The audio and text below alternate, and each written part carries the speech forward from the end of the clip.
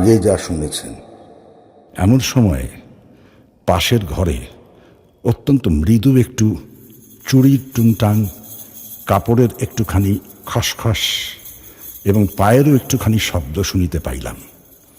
বেশ বুঝিতে পারিলাম জানালার ফাঁক দিয়া কোনো কৌতূহলপূর্ণ নেত্র আমাকে নিরীক্ষণ করিতেছে।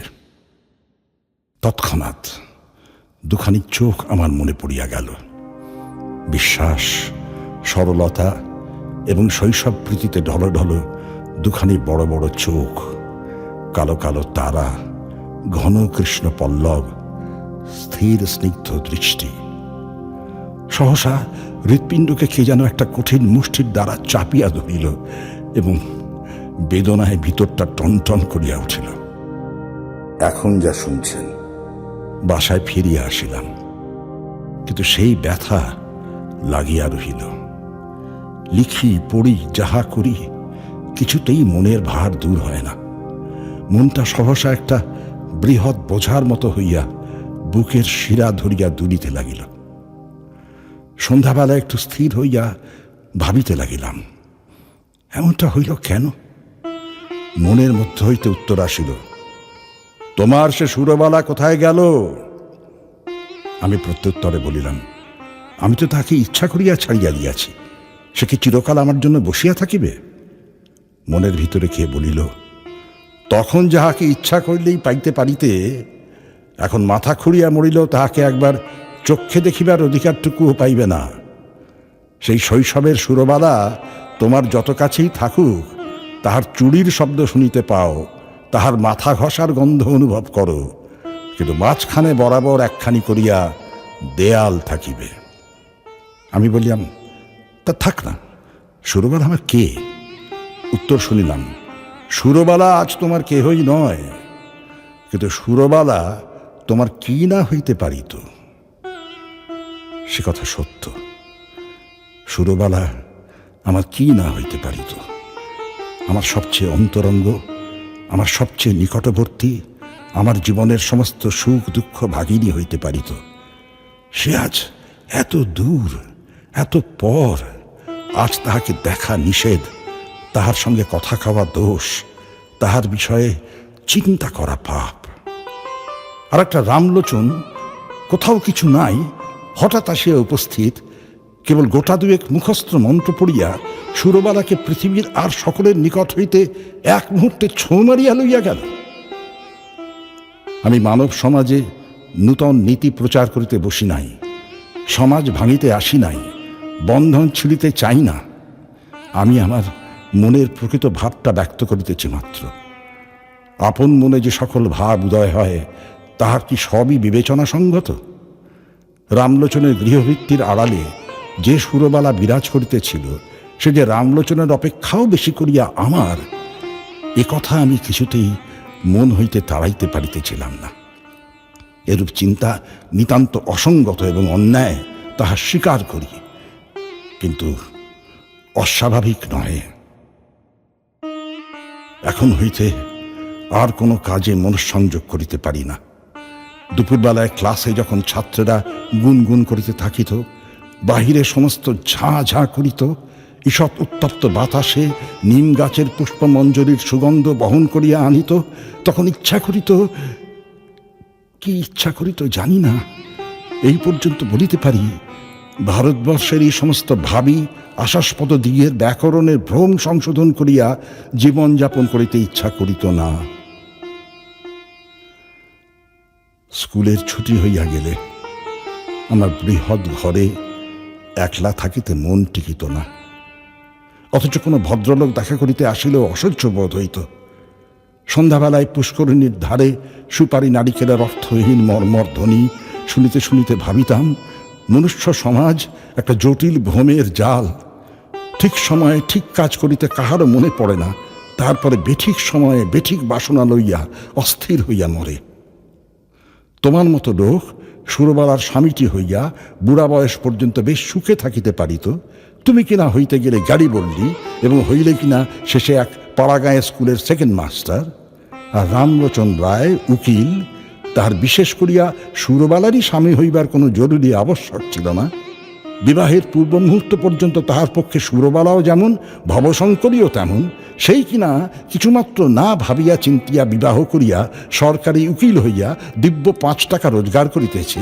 যেদিন দুধে ধোঁয়ার গন্ধ হয় সেদিন সে সুরবালাকে তিরস্কার করে, যেদিন মন প্রসন্ন থাকে সেদিন সুরবালার জন্য গহনা গড়াইয়া দেয়।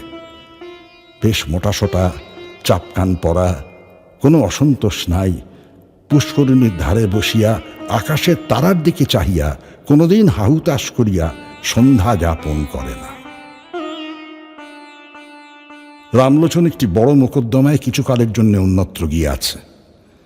আমার স্কুল ঘরে আমি যেমন একলা ছিলাম, সেদিন সুরবালার ঘরেও সুরবালা বোধ করি সেইরূপ একা ছিল। মনে আছে, সেদিন সোমবার, সকাল হইতেই আকাশ মেঘাচ্ছন্ন হইয়া আছে। বেলা 10টা হইতে টিপটিপ করিয়া বৃষ্টি পড়িতে আরম্ভ করিল। আকাশের ভাবগতিক দেখিয়া হেডমাস্টার সকাল সকাল স্কুলের ছুটি দিলেন। খণ্ড খণ্ড কালো মেঘ যেন একটি কি মহা আয়োজনে সমস্ত দিন আকাশময় আনাগোনা করিয়া বেড়াইতে লাগিল।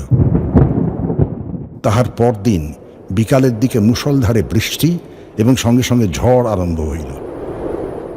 যত রাত্রি হইতে লাগিল বৃষ্টি এবং ঝড়ের বেগ বাড়িতে চলিল। প্রথমে পূর্ব দিক হইতে বাতাস বহিতেছিল, ক্রমে উত্তর এবং উত্তর পূর্ব দিয়া বহিতে লাগিল। এ রাত্রে ঘুমাইবার চেষ্টা করা বৃথা। মনে পড়িল, এই দুর্যোগে সুরবালা ঘরে একলা আছে। আমাদের স্কুল ঘর তাহাদের ঘরের অপেক্ষা অনেক মজবুত।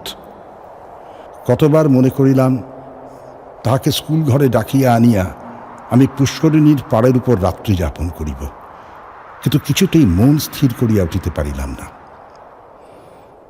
রাত্রি যখন 1টা-1:30 হইবে, হঠাৎ বানের ডাক শোনা গেল। সমুদ্র ছুটিয়া আসিতেছে। ঘর ছাড়িয়া বাহির হইলাম, সুরবালার বাড়ির দিকে চলিলাম। পথে আমাদের পুষ্করিণীর পাড়, সে পর্যন্ত যাইতে না যাইতেই আমার হাঁটু জল হইল। পাড়ের উপর যখন উঠিয়া দাঁড়াইলাম, তখন দ্বিতীয় আরেকটা তরঙ্গ আসিয়া উপস্থিত হইল। আমাদের পুকুরের পাড়ের একটা অংশ প্রায় 10-11 হাত উচ্চ হইবে। পাড়ের উপরে আমিও যখন উঠিলাম, বিপরীত দিক হইতে আরেকটি লোক উঠিল। লোকটি কে তাহা আমার সমস্ত অন্তরাত্মা আমার মাথা হইতে পা পর্যন্ত বুঝিতে পারিল, এবং সেও যে আমাকে জানিতে পারিল তাহাতে আমার সন্দেহ নাই। আর সমস্ত জলমগ্ন হইয়া গেছে। কেবল 5-6 দ্বীপের উপর আমরা 2টি প্রাণী আসিয়া দাঁড়াইলাম। তখন প্রলয়কাল, তখন আকাশে তারার আলো ছিল না এবং পৃথিবীর সমস্ত প্রদীপ নিবিয়া গেছে। তখন একটা কথা বলিলেও ক্ষতি ছিল না, কিন্তু একটা কথাও বলা গেল না। কেহ কাহাকেও একটা কুশল প্রশ্নও করিল না। কেবল 2 জনে অন্ধকারের দিকে চাহিয়া রহিলাম। পদতলে গাঢ় কৃষ্ণবর্ণ উন্মত্ত মৃত্যুস্রোত গর্জন করিয়া ছুটিয়া চলিল। আজ সমস্ত বিশ্ব সংসার ছাড়িয়া সুরবালা আমার কাছে আসিয়া দাঁড়াইয়াছে। আজ আমি ছাড়া সুরবালার আর কেহ নাই। কবেকার সেই শৈশবে সুরবালা কোন এক জন্মান্তর, কোন এক পুরাতন রহস্যান্ধকার হইতে ভাসিয়া এই সূর্য চন্দ্রালোকিত লোকপরিপূর্ণ পৃথিবীর উপরে আমারই পার্শ্বে আসিয়া সংলগ্ন হইয়াছিল। আর আজ কতদিন পরে সেই আলোকময় লোকময় পৃথিবী ছাড়িয়া এই ভয়ঙ্কর জনশূন্য প্রলয়ান্ধকারের মধ্যে সুরবালা একাকে নিয়ে আমারই পার্শ্বে আসিয়া উপনীত হইয়াছে। জন্মস্রোতে সেই নবকলিকাকে আমার কাছে আনিয়া ফিরিয়াছিল, মৃত্যুস্রোতে সেই বিকশিত পুষ্পটিকে আমারই কাছে আনিয়া ফিরিয়াছে। এখন কেবল আর একটা ঢেউ আসিলেই পৃথিবীর এই প্রান্তটুকু হইতে, বিচ্ছেদের এই বৃন্তটুকু হইতে খসিয়া আমরা 2 জনে এক হইয়া যাই। সে ঢেউ না আসুক, স্বামী পুত্র গৃহ ধনজন লইয়া সুরবালা চিরদিন সুখে থাকুক। আমি এই এক রাত্রে মহাপ্রলয়ের তীরে দাঁড়াইয়া অনন্ত আনন্দের আস্বাদ পাইয়াছি। রাত্রি প্রায় শেষ হইয়া আসিল। ঝড় থামিয়া গেল, জল নামিয়া গেল। সুরবালা কোনো কথা না বলিয়া বাড়ি চলিয়া গেল। আমিও কোনো কথা না বলিয়া আমার ঘরে গেলাম। ভাবিলাম আমি নাজিরও হই নাই, সেরেস্তাদারও হই নাই, গ্যারিবল্ডিও হই নাই। আমি এক ভাঙা স্কুলের সেকেন্ড মাস্টার।